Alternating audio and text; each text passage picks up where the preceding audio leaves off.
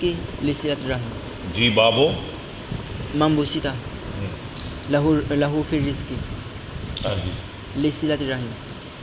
کیا معنی ہے؟ جس کے رزق میں فراخی کی جائے صلہ رحمی کی وجہ سے، جو صلہ رحمی کرتا ہے نا اس کا رزق فراخ ہوتا ہے، اس کی عمر میں اعتراض ہوتی ہے. عمر بھی لمبی ہوتی ہے. حدثنا ابراہیم عمر لمبی، یا تو اس کا مطلب یہ کہ عمر لمبی ہوتی ہے، یہ ٹھیک ہے، یا دوسرا اس کا مفہوم ہے لوگوں یاد رکھتے ہیں کہ لوگ اسے یاد رکھتے ہیں مرنے کے بعد، اس کا ذکر باقی رہتا ہے، اس کی یاد لوگوں کے دلوں میں رہتی ہے، جیسے لوگوں کے دلوں میں زندہ رہتے ہیں. ہم لوگوں کے دلوں میں زندہ رہتا ہے.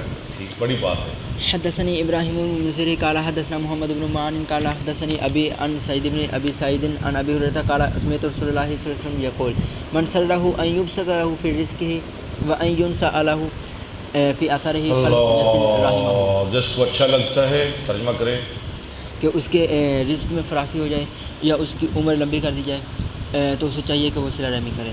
حدثنا يحيى بن بكير قال حدثنا ليس عن عقيل عن ابن شهاب اخبرني انس بن مالك ان رسول الله صلى الله عليه وسلم قال من احب ان يبسط له في رزقه، جو پسند کرتا ہے کہ اس کے رزق میں فراخی ہو، وينسى له في اثره، اور اس کی عمر بڑھا دی جائے، عمر میں تاخیر کی ہے، انما النسیء قرآن میں آتا ہے.